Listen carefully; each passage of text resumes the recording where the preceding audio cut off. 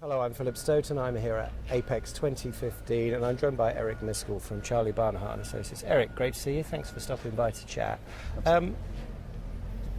Tell us a little bit about what's going on within Charlie Barnhart and Associates lately and what you're seeing in the market in terms of trends. We're seeing a lot of industry lines blurring at the moment, and that's having an impact on EMS guys. Yeah, and actually it's interesting. I'll start with your blurring real quick because we're actually changing even the way we refer to it, right? I mean, where we focus has always been at that intersection between OEMs and EMS, and EMS is a collective term with ODMs, right?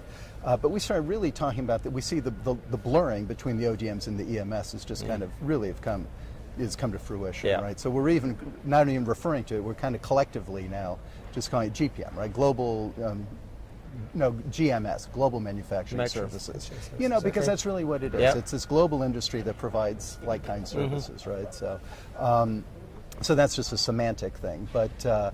Yeah, as far as what we're doing, you know, we're trying to stay relevant and stay with the industry, right? I mean, and try to stay ahead of things and trying to, you know, I think we have an excellent track record of kind of forecasting trends and what's going on. Yeah. I think long before people really want to hear about it, you know, from the rise of labor costs in China. You know, we've been talking about that for 6 years. It's here, right? To the insourcing is a lot of things. Even yesterday we were talking about that, and some people are saying, "Yeah, I'm not seeing that yet."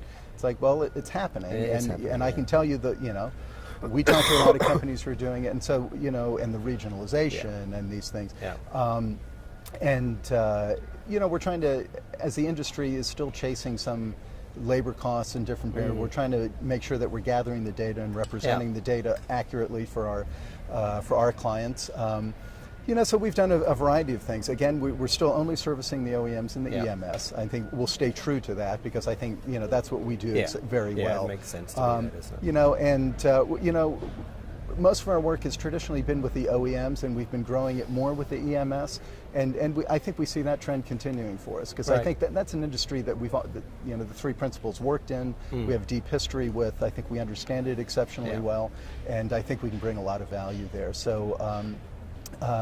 And in a variety of ways. We don't do the traditional marketing things. You know, we leave that to good people who you know who handle that. Lots of people doing that, but more about their you know, kind of strategically and how to do that. We talk a lot, and I think one of the big issues right now, especially for EMS, is we always are reminding them, you know, you're for-profit enterprise. We were at the EMS Management Council yesterday. Charlie was actually speaking, and he asked, you know, how many of you, you know, room full of EMS people, are doing over 10% margin on this? You know, raise your hand, right? Nobody raised their hand. And his question was, well, then why are you in business? Yeah, why are you doing it? You know, why are you doing it? And so what we're stressing these people is you're for profit, and the term is diversification of revenue. What are you doing? What else can you be doing besides PCBA box? You know, the stuff that's been so commoditized. And I think there's some interesting things happening at large and small in the industry in that regard. So. Yeah, there's certainly lots going on there, and one of the things we're aware of is people are trying to change their position in the value chain, try and increase their margins,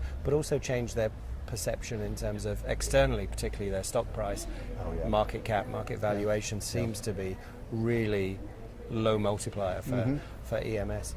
And I think the way they brand their business is part of that.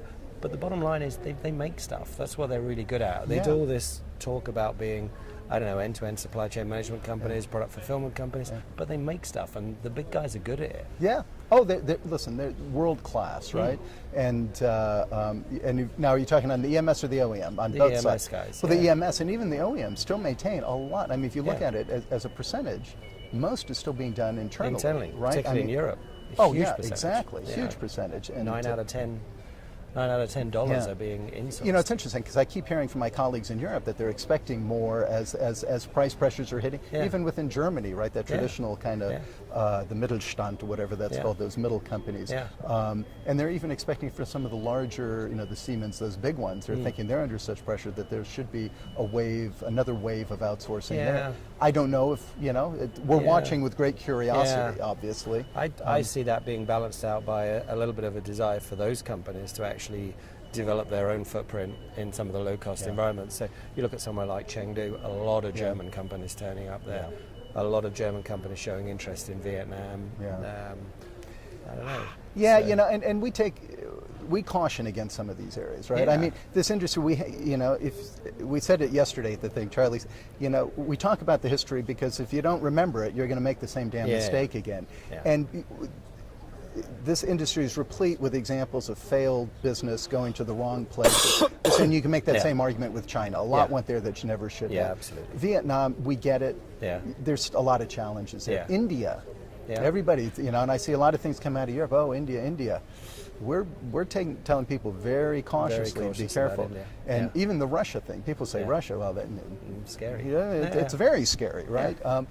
So that's why we like that trend, the regionalization, bringing it back within region, quit chasing it all over the world and doing these things. And I mean, you talk about Europe. Europe seems to be enamored with the whole Tunisia solution too, right? Everybody says, well, we got the Tunisia, and it's.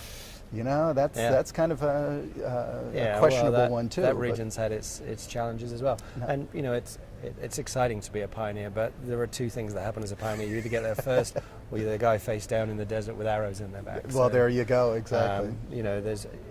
You've got to let these trends solidify. Mexico seems to be doing great at the moment. We're hearing a lot of investment in there, particularly in the automotive sector. That seems to be growing really well. That's something you guys had also been predicting. Listen, we've been big fans of Mexico since it all went to China, and even back then, Mexico was always a good solution. The rationale for going was not a business one. I mean, it was a business one, but I mean, it wasn't an industry one. It didn't reflect reality within industry. Everybody said, "Oh, there's quality issues in Mexico. We got to go." That was nonsense. Mexico is solid, I think, in a lot of ways. And I've always said the best testimonial for Mexico are the Asian companies who invest in it, right? Absolutely. I mean, why is China investing in Mexico? Big style. That makes the point, right? And I think they've been terrific. And they did a great job of during all these past years, keeping their labor rate very kind of flat and constant. Yeah, it's been steady.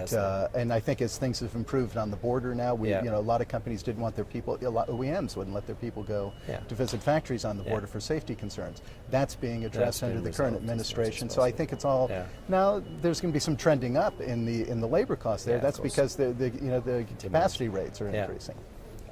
It's supply and demand, right? Yeah. Big fans of Mexico, maintain that. Yeah. It's interesting, and I know that you were down in Costa Rica for what happened down when Zollner opened there, and I think we watched that with great kind of interest to see. We were contacted, and actually I went down last year and spoke in Jamaica. Yeah, and I believe you're talking to one of the guys. And I will be talking with I think they're here at the show. I'll be seeing him. They're interested in trying to get involved and trying to position themselves in a unique way. That'll be a challenge, but it'll be, I look at those small nations and I just wonder whether they've got the critical mass, the size to actually support a good, complex supply chain of the size this industry needs to be really, really competitive. Or maybe, they're just going to be a little bit boutique in terms of exactly. And what we advise these people is, you can't just be the low cost solution, because as we always tell our customers, sometimes, low cost can be very expensive, right? Because there's a lot of stuff. People just don't look at that, right? So we'll see. But it's interesting that you still see those perking up, and more will come. So absolutely. Yeah. Eric, thanks for stopping by to chat. Pleasure to see you as always, and we'll talk again soon. Absolutely. Have a great show. Thank you.